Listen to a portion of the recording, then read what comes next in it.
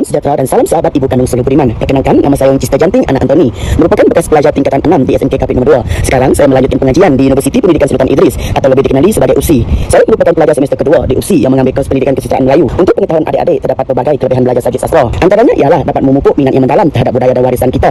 Contohnya, kita dapat belajar dan memahami lebih terperinci mengenai pantun, syair dan sajak, bak kata pepatah, tak kenal maka tak cinta. Selain itu, belajar subjek sastra dapat meningkatkan kemahiran berfikir yang kreatif. Hal ini kerana dalam pembuatan pantun, syair dan sajak, kita perlu berfikir di luar kotak untuk membuat ayat kiasan dan gaya bahasa yang indah. Akhir sekali, kelebihan belajar subjek sastra dapat melahirkan insan yang berkeyakinan diri. Belajar subjek sastra dapat meningkatkan keyakinan diri kerana belajar subjek sastra banyak memerlukan pembentangan di dalam kelas. Antara tips yang boleh saya kongsikan kepada adik-adik untuk skor A dalam subjek sastra termasuklah membuat nota-nota tersendiri kerana nota-nota tersebut membantu kita memahami lebih dalam tajuk yang kita pelajari. Selain itu, adik-adik haruslah sering membuat latihan ataupun soalan yang berkaitan tajuk yang dipelajari.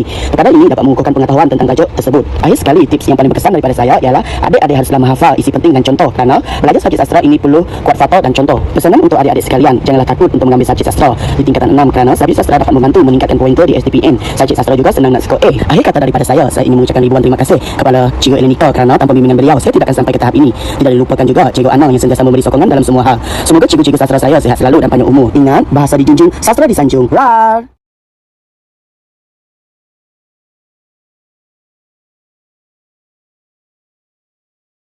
Assalamualaikum dan hai semua. Nama saya Nur Syaratul Zahira binti Abdullah. Perkenalkan, saya ialah Elvin Agam Anak Anggas.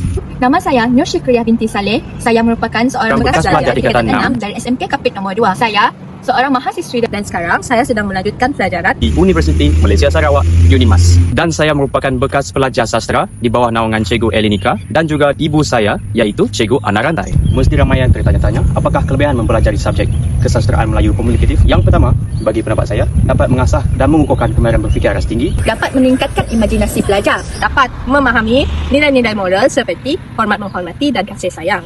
Antara tips yang saya gunakan dalam subjek ini termasuklah memahami karya sastra dan jangan menghafalnya hanya semata-mata.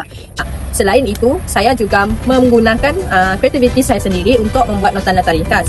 Sebagai contoh, para pelajar boleh membuat nota-nota tersebut menggunakan kertas berwarna, kertas yang mempunyai corak-corak dan sebagainya. Okay, pesanan saya untuk junior-junior yang bahkan masuk ke dalam kelas KMK, saya cuma nak pesan korang banyak membaca subjek-subjek buku-buku yang berkaitan dengan sastra supaya dapat memahami dengan lebih mendalam konteks sastra yang anda ingin pelajari.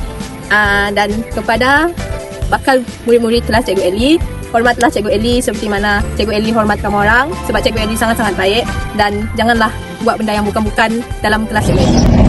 Hai semua, nama diberi Kirina Anak Mama dan saya Kirin Anak Dian. Kami merupakan bekas pelajar sastra dan diajar oleh Cikgu Anak-Anak Rantai. Kami kini sedang menyambung pelajaran di UNIMAS.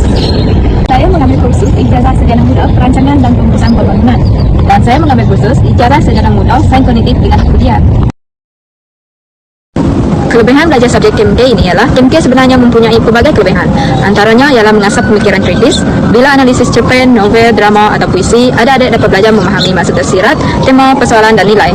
Hal ini dapat melatih adik-adik berfikir lebih mendalam dan berfikir lebih kreatif. Selain itu, KMK juga berguna untuk pelbagai kerjaya. Kemahiran dari KMK sangat berguna dalam bidang seperti kewartawanan, pendidikan, penulisan, komunikasi dan media serta lain-lain. Bagi tips belajar KMK yang pertama, iaitu pelajar mestilah kuat menghafal dan mengingat setiap fakta dan contoh. Yang kedua, pelajar mestilah kerap membuat latihan yang diberikan. Yang ketiga, pelajar perlulah menggunakan teknik membuat esei yang baik untuk mendapat markah yang cemerlang. Pesanan kepada calon yang hendak masuk subjek KMK ini, sebelum itu saya ingin mengucapkan tahniah kepada adik-adik kerana mendapat tawaran di tingkatan 6. Pesanan saya untuk adik-adik ialah KMK ini merupakan peluang untuk anda memahami kehidupan, emosi manusia dan nilai-nilai murni melalui karya sastra. Adik-adik juga perlu sentiasa konsisten dengan arahan cikgu dan jangan mudah putus asa. Dengan usaha yang berterusan, adik-adik dapat skor subjek KMK ini dengan cemerlang. Pesanan kepada calon yang hendak mengambil kelas KMK, pelajar perlu rajin membaca buku dengan mengingat fakta serta contoh yang diberikan. Seterusnya, pelajar perlulah belajar menguasai teknik menjawab esei dengan betul. Itu sahaja dari kami. Sekian, terima kasih. Bye. Hai adik-adik yang baru habis SPM, yang pening nak ambil subjek untuk masuk tingkatan 6 ke? Mes ni, saya Kemalia Ibu Ana Francis, bekas pelajar KPK dari SMK Kapit nombor 2, batch 2023-2024. Hari ini, saya akan mengacun korang kenapa korang patut pilih subjek KMK menjadi pilihan utama korang. Thus, selepas tamat pengajian STPN di SMK Kapit nombor 2, kini saya sedang melanjutkan pengajian di UNIMAS, mengambil kurs Sarjana Muda Sastra dan Linguistik di awal Fakulti Pendidikan Bahasa dan Komunikasi. Sebab utama saya berani untuk mengambil kurs ini kerana semasa tingkatan 6, saya mengambil mata pelajaran kesusastraan Melayu Komunikatif. Sama juga kawan KMK saya dan melanjutkan sertifikat pengajian ke universiti lain seperti Uniraza, USI, dan lain kejayaan. Kedua, skill KMK lagu keras. Orang akan jadi power bercakap, menulis, berbujak, mengkritik ayah dan menghasilkan karya sendiri. Tiga, cikgu KMK SMK KP Negeri sangat padu, mata sangat lengkap, tidak cukup ilmu, dan beliau akan mengajar anak sepaham yang mungkin. Rugi kalau tidak ambil ke subjek KMK. Nak share tips untuk skor KMK tak? Mari sini saya kongsi mengikut Sam.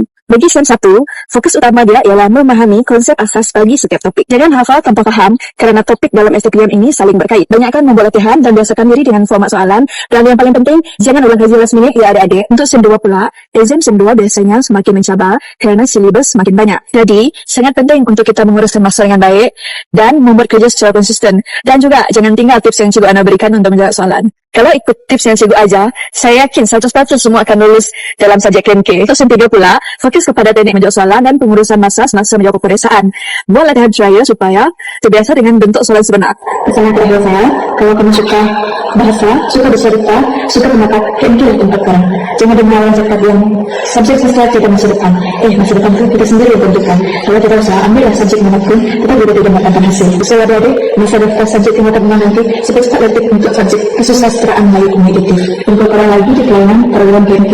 Majulah KMK untuk Hai, nama saya Prince Salman Atomi. Saya merupakan bekas pelajar KMK di SMK KP nomor 2 yang diajar oleh Puan Ana Anak Rantai. Selepas tamat tingkatan 6, saya menyambung pelajaran di Universiti Tun Abdul Razak di Kuching Sarawak dalam bidang pendidikan.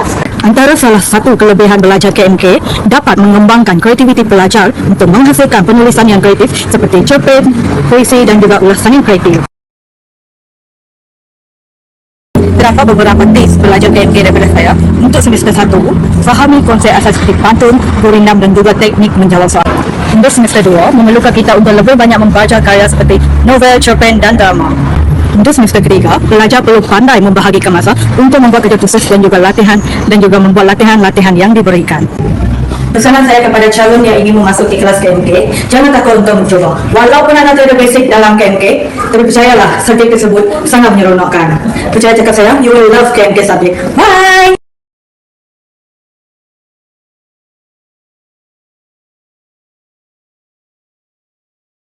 Indah sungguh pagi di desa, embun menitis di daun kelapa. Sebelum bermula panjang bicara, izinkan saya memperkenalkan nama. Nama saya Boniface Ananisin. Saya merupakan bekas pelajar dari Sekolah Menengah Kebangsaan Kapit nombor 2 yang pernah menelusuri dunia sastra di peringkat tingkatan 6. Saya merupakan seorang mahasiswa dari Universiti Pendidikan Sultan Idris iaitu UPSI yang sedang melanjutkan pengajian dalam program Ijazah Sejarah Muda Pendidikan Kesusastraan Melayu dengan kepujian di tahun ketiga pada masa sekarang.